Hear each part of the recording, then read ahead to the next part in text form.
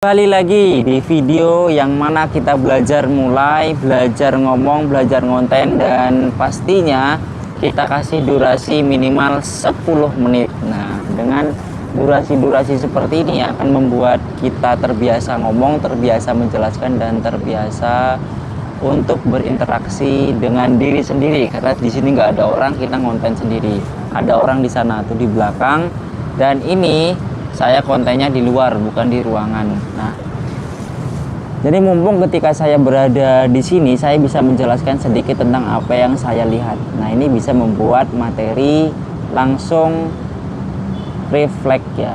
Materi yang langsung kita bisa sampaikan ketika saat ini gitu. Jadi saya berada di salah satu monumen yang ada di Surabaya, khususnya ini di wilayah Surabaya. Yang Surabaya ini ada yang namanya Monumen Kapal Selam. Nah, Monumen Kapal Selam ini ada di Surabaya. Nah, ketika tadi saya jalan-jalan teman-teman, melihat sekelilingan kapal itu sangat bagus gitu. Karena monumen yang ada di sini ya, karena nggak ada monumen di tempat lain gitu, di kabupaten-kabupaten lain. Ini yang salah satu monumen terbesar yang ada di Jawa Timur, bahkan yang ada di Indonesia. Nah, teman-teman, kembali lagi ketika kita ngonten ya. Kita ngonten itu kan suatu hal yang unik ya, suatu hal yang kita paksakan. Kalau nggak dipaksakan kita nggak akan ngomong. Contoh saya sudah bercerita dari awal. Saya itu orangnya yang nggak suka ngomong banyak. Tapi ketika dari awal untuk tekad membuat konten itu sudah terbiasa kita paksakan untuk harus ngomong. Nah, apa yang harus kita omongkan itu kan kadang bingung kita. Kalau misalnya kita tidak paksakan ngomong, pasti kita akan diam. Nah, gini, saya mau ngomong apa lagi ya pasti bingung, diam, tidak ada lagi omongan-omongan yang apa mau dibicarakan. Tetapi kalau misalnya kita serius membuat sebuah konten, entah berguna kah tidak, manfaat kah tidak, yang penting kita harus membuat konten konsisten sehari, misalnya 2 episode, 3 episode, atau 1 episode gitu. Nah, dengan cara-cara demikian itu kita akan nantinya terbiasa dengan membuat konten-konten selanjutnya. Nah, ini niatan saya membuat konten seperti itu. Nah, ini yang harus kita lakukan adalah konsisten sebenarnya. Saya jujur mau melawan ketidakpastian terhadap diri sendiri. Nah, teman-teman dimanapun berada, semoga dengan apa yang kita niatkan untuk belajar menjadi bisa itu beneran bisa, dan akun yang kita jadikan untuk penguploadan konten video itu semoga tidak sia-sia. Kedepannya kita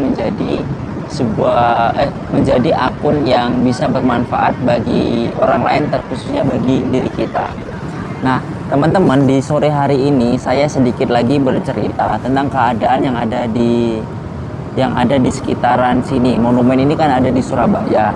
Nah, tadi saya ketika lewat di Surabaya, saya melihat beberapa orang yang mana orang ini menggunakan becak berempat, suami istri dan anak kedua. Kemudian tidak jauh ketika saya lihat di samping masjid turun dan wanitanya tidur di dekat jalan ya, trotoar gitu. Nah, akhirnya saya pun melihat, dan bukan hanya saya, orang-orang yang ada di sekitar, orang-orang yang lewat itu pada melihat.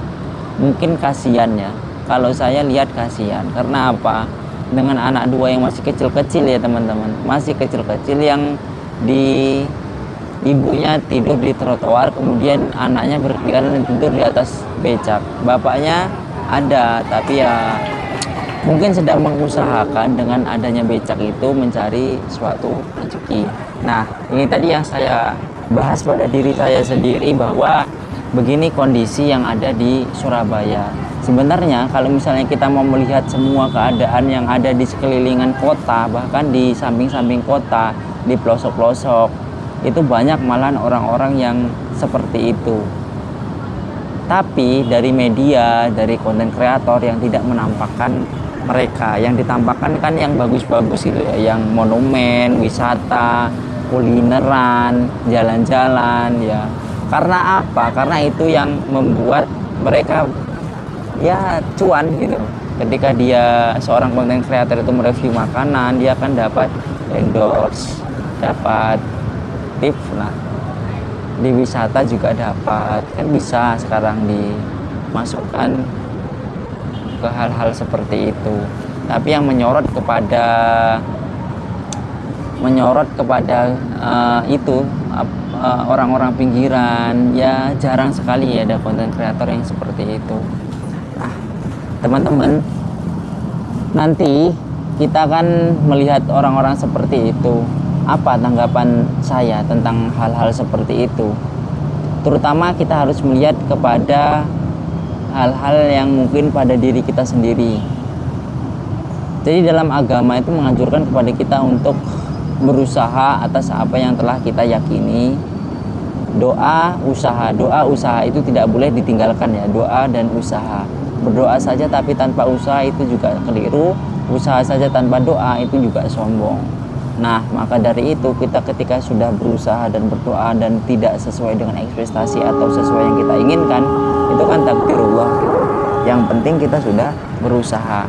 Nah, untuk urusan dunia, ketika orang-orang tua dulu itu mengatakan bahwa kalau masalah dunia itu lihatlah ke bawah. Kalau urusan agama atau ilmu lihatlah ke atas. Maksudnya bagaimana? Maksudnya kalau misalnya masalah dunia, kita lihat orang-orang yang di bawah kita, bahwa ketika kita melihatnya ke bawah, insya Allah kita bisa bersyukur, kita bisa mensyukuri atas apa yang kita punya, kita bisa menerima. Tapi kalau masalah dunia saja kita melihatnya ke atas, kita punya motor, kita punya sepeda lihat punya motor, maka tidak akan pernah bersyukur. Kita punya motor lihat orang punya mobil, kita nggak akan bersyukur. Ya, kita punya mobil lihat orang yang punya helikopter, ya kita nggak akan bersyukur gitu. Ya, ini dalam arti ya hanya iri dengki yang ada dalam hati, bukan usaha ya. Kalau misalnya kita mau diusahakan, itu namanya nanti masuknya ke gift dalam hal-hal yang baik gitu. Jadi bukan kita mengirikan, dengkikan atas apa yang mereka miliki, tetapi kita iri atas usaha yang mereka perbuat, sehingga bagaimana cara kita untuk menjadi mereka bisa mempunyai motor, bisa mempunyai mobil, bisa mempunyai pesawat, bisa mempunyai rumah bagus dan sebagainya. Nah, ini namanya gift. Kita iri terhadap apa yang mereka usahakan, bukan apa yang mereka miliki. Ya, semoga kita bisa meniru seperti mereka. Nah, kalau masalah ilmu, masalah keagamaan, kita lihatnya ke atas, jangan lihatnya ke bawah. Jangan kita bersyukur atas apa yang kita miliki. Oh, alhamdulillah saya masih sholat 5 waktunya misalnya 2, ada yang 1. Nah, ini tidak diperbolehkan dalam ajaran agama. Maka kita harus melihat lebih ke atas gitu. Jangan sampai dengan ketidakmampuan kita bandingkan orang lain, sampai timbul rasa syukur, itu tidak dibolehkan. Nah, seperti itu teman-teman. Kalau saya melihat orang-orang yang ada di jalan situ, yang pertama ya sedih. Karena apa? Ini kondisi negara kita, Indonesia, yang katanya merdeka dengan kekayaan alamnya, tetapi masih banyak orang-orang miskin yang ada di Indonesia, orang-orang terlantar. Itu sangat-sangat menyedihkan teman-teman. Dengan orang tua dengan kondisi seperti itu, pakaiannya ya ada yang sobek, kemudian kendaraannya hanya beca, anaknya 2 masih kecil-kecil, dan nggak tahu rumahnya di mana. Nah, inilah salah satu kegagalan Indonesia untuk menciptakan lowongan kerja buat mereka.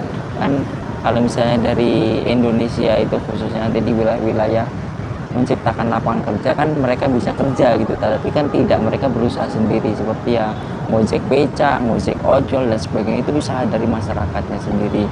Meskipun kita tidak boleh ketergantungan kepada negara, tapi ya setidaknya peran negara itu ada untuk rakyatnya. Nah, selain kita kasihan, juga kita kan ingin membantu gitu ya, tapi kita melihat kondisi kita juga ya, membantu kita secukupnya, tidak bisa membantu untuk langsung mengubah dari kondisi mereka, kecuali artis-artis yang kaya itu yang banyak di sosial media yang banyak membantu masyarakat itu ya bisa, tapi tidak bisa semuanya ya satu-satu mereka bantu.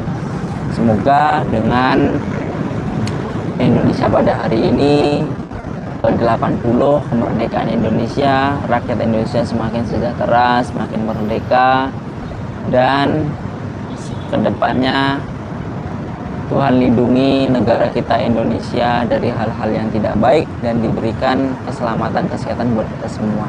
Selamat beraktivitas. Salam waras.